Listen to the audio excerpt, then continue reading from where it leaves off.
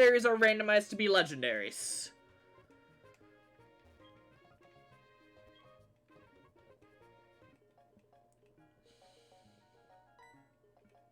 Let's see.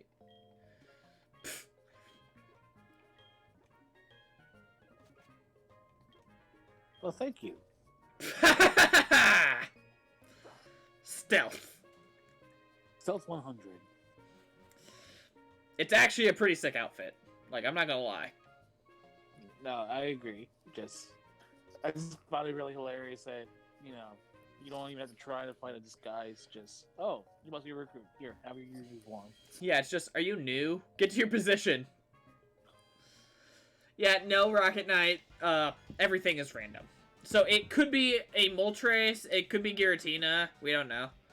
Hello, yes, I am here to Team Rocket and crime. Because, you know, we're the bad guys. Silver! Oh, or Marcel! Don't. Don't. No, I'm not me. No. Did the man just strip me? Either way, it'll still be shy as always. Yeah, it will be a roaming encounter. Well, damn it, Marcel. Scribe Joe. Ah, it's gone!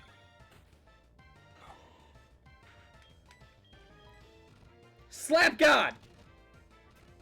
Perfect. Oh my god. Yes! Giratina. How do you go from God to Smoosha? How are you even granted you have these Pokemon? Wait, so you ruined my stealth plan and then just left without bothering to help, jerk. And he's saying, oh, I guess you're strong enough, you can do it. Yeah, he said it is the strategy of the week to try to use a disguise. Like, dude, it would have literally worked. Like, don't knock it until you don't lose. So he's that kind of person. Oh, yeah. Oh, okay. By the way. Yeah, what up? I'm not sure whether to bring it up, because I know your feelings about the Legend of Korra. So... Yeah. As Dave would say, he's shy. Fair. So, what about Korra? What did she do now? Well, it's not her, it's criticism, because apparently there's a double standard. Oh, the idea that it's good that Korra is annoying, is that what you're referring to? Yes, considering that we're okay when male protagonists do this. No, we are not. Okay when... Well, that's what the media is saying.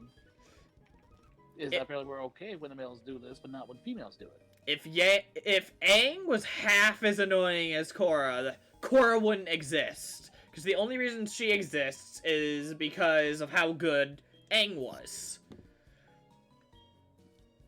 Okay. I mean, that's fair. But I think it's more with the character. Because, like, usually it's the guys who have, like, that brash, stubborn, like, let me punch things, idealism. So, they're saying that it's kind of unfair to do that, you know, think that Korra's not deserving to be in such a thing. You know, that kind of stuff. There's just a lot of problems with Korra, and to boil it down to her, she's annoying, but doesn't really sum it all up.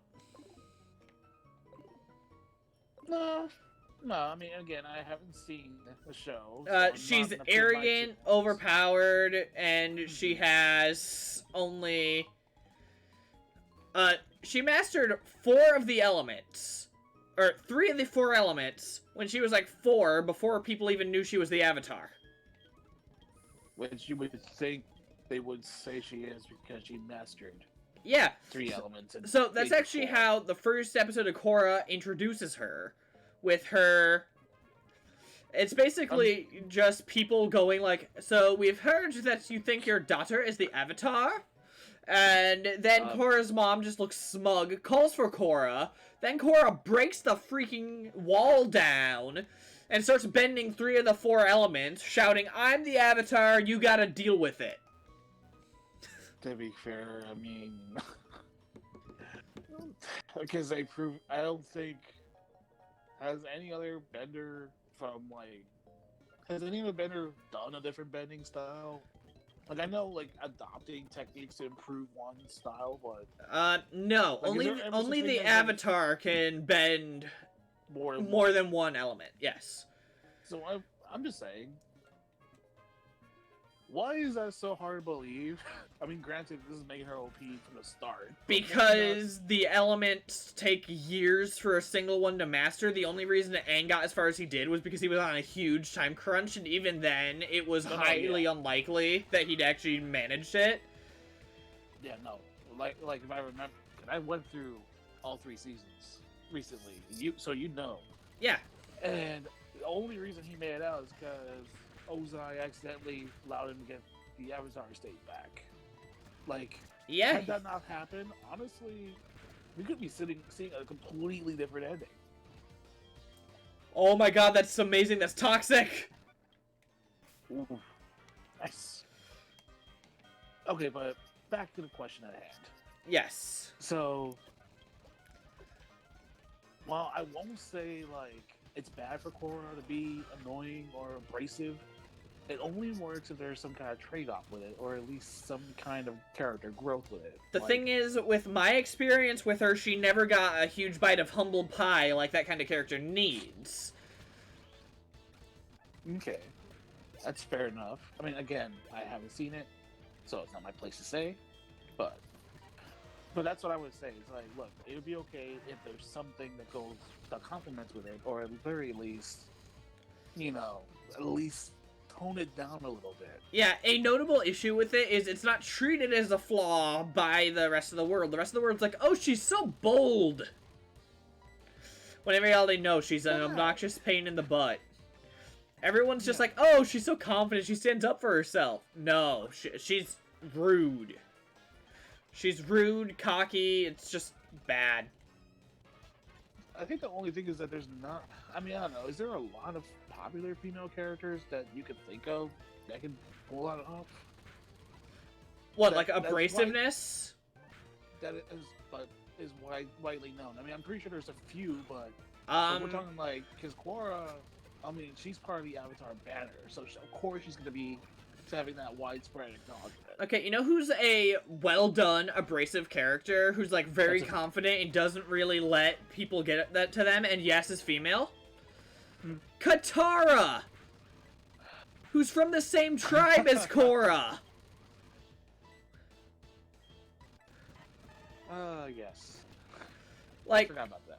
Katara can be kind of obnoxious sometimes, but she means well, and she doesn't really, like, let that take over her entire character. Well, the thing that is that it works because she's a 12-year-old. I mean, or 13-year-old. 13, 14-year-old. That's besides the point. Like, it fits with her because she's a kid, but it has to be mature, and stuff because of the situation they were in. Like, her mom was dead, her dad was at war, who God knows if they even lived. If he even lived. So, like... we don't know if... Actually, I don't know if he ended up surviving the siege. He probably did. Spoiler, he did. Okay. Ah! Another one! What is with these Kyogres? I'm sorry, are you facing Team Aqua, apparently? Team Aqua wishes! But, yeah, like, with her it makes sense, because I've been through a similar role like that. So it's like, it's realistic. It makes sense. She's abrasive, yes, but she is caring, and she tries the best she can to make sure everyone's okay. Sorry you needed to use the bathroom. What were we talking about? We're talking about Legend of Korra. Whether Korra is okay to be abrasive. Because, well, the question is that it's bad for Korra to be abrasive and stuff because she's a female protagonist. Absolutely it's not. Which is okay, apparently, if you're a male protagonist. Okay, I'd be just as annoyed if Sokka was Korra's level of arrogant without any thing to back it up. Precisely. I think the thing is just that you don't see a lot of women that do that. So I guess that's the reason why that question is even asked. I mean, Because let's face it, a lot of women, unless they're the main protagonist or something, are usually portrayed in the media in a long time as more fragile characters. Katara. No, I know, but she's she's one of the few exceptions.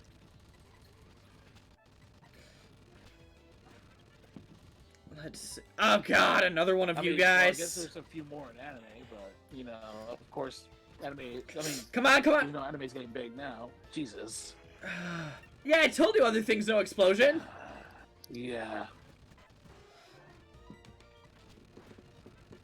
Okay, so.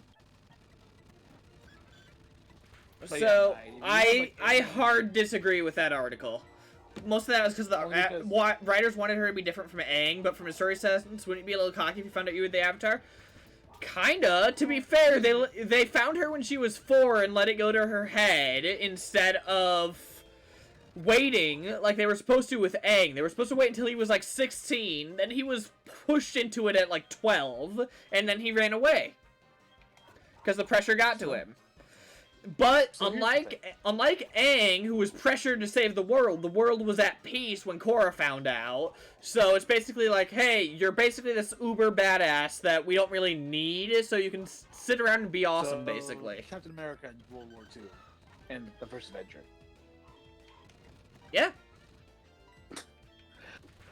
Okay, so here's the thing. Because, yes, Korra's situation is different. She mastered 3 of them when she was freaking 4. And so it's like, I guess it makes sense that she's, you know, she thinks she's all that and stuff. Because she's what, 16 in the series? I believe she's 16, yeah. Okay. But making a character different from Aang isn't justification for your character to be that annoying and then get mad at people for pointing out that she's annoying. Like... Yeah, I mean, even if it's supposed to be like that because, you know, an obvious, like, parallel or foil to Aang, you know, it's like, it has to be done well. Otherwise, some people like yourself is gonna see it as, you know, obnoxious, you know, completely grating. She uses the Avatar state to win cheap little contests against kids. On the bright side, she's not Rey. Preaching to the choir, my dude. Yeah, you're right. You are among friends there. Only because there's not 4 elements of the Force for Rey to master. Otherwise, it would be the exact same thing. Actually, yeah. I'd argue Rey is a lot worse, because it took her like a day to do Force things. Korra's at least been training to do the elements since she was 4, so it explains somewhat why she's so good at the 3 elements that she knows when it gets to present-day Korra. Yeah, and the only thing she had trouble with is firebending, but that's because it's a natural opposite to waterbending. I'm sorry, airbending, because it's a natural opposite to waterbending, right? No, it's not. Air and earth are opposites, fire and water are opposites. But, no, because she's not as flexible and as free with the air, right? Like some kind of reasoning why she can't do like airbending. Basically, the idea as I see it, which makes sense, is the fact that air is the most spiritually connected of the elements. That's right, and she is the least, like, that's her weakest part of yeah, her. Basically, the way I read Korra is bending isn't spiritual or life or whatever to her, it's just cool powers that she has. Which is why she struggles so much with the most spiritual version, because it's so interconnected. Yeah. Which, you know, makes total sense. She takes time with that while Rey somehow goes again, you know, somehow pulls a reversal mind reading on Kylo Ren in just, you know, a couple minutes of being Ren herself. Well, the funny thing is, she wasn't even trained. Yeah, which is funny considering that Kylo was trained by what? Luke Skywalker first and then Snoke, which is supposed to be a big guy, but then Ray Johnson's like, nah. Made a video by a guy watching YouTube, Manga Kamen. He did a video on how Korra isn't an extreme Mary Sue while also somehow defending Rey. What? while somewhat defending. I gotta check out that video. That sounds like a treat and a half. So you can criticize it the entire time. Okay, there we go.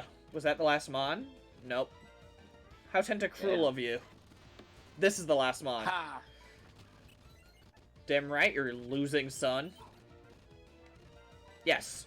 But, Can I link on here? I'll look it up after the stream. We're actually over.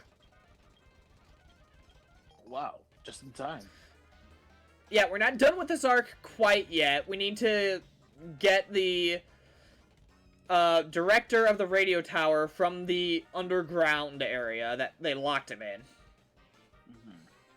So that'll be for the next week, I guess. Yep, I'm gonna save, wait till next week, and we'll probably get our 8th badge then, too.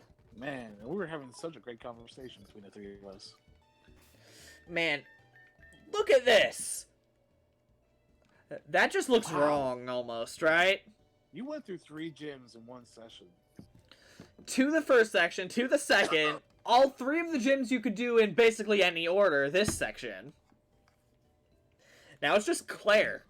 And screw Claire. Is she the ice type? Dragon.